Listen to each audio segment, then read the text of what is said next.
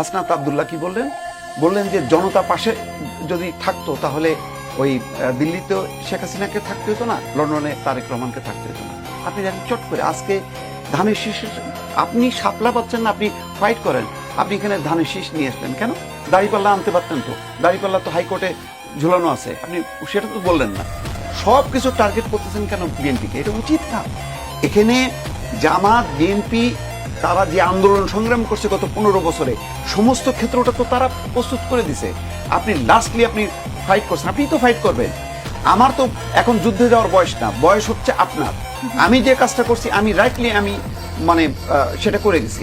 আপনি যুদ্ধ করছেন, মুক্তিযুদ্ধ কি তোফায়েল আহমেদ করছেন? ফিল্ডে গেছেন? বা আওয়ামী লীগের যে নেতারা তারা কি করছেন? তারা তো কেউ করেননি।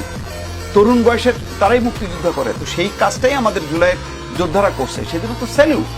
কিন্তু আপনি যদি এখন চট করে বলেন যে বিএনপিকে জামাতকে, নো, এটা ঠিক না। যার যা অবদান সেটাকে আপনাকে মানতে হবে।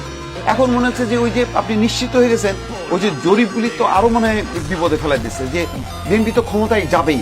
এই যে ক্ষমতায় যাবে আপনি এটা ঠেকাবেন, আপনি কেন ঠেকাবেন ভাই? এই কাজটা তো আওয়ামী লীগও করছে। আওয়ামী লীগ জানে যে সুষ্ঠু নিরপেক্ষ নির্বাচন দিলে বিএনপি ক্ষমতায় আসবে, সেই কারণেই তো তাদের নির্বাচন ভীতি পেয়ে গেছিল।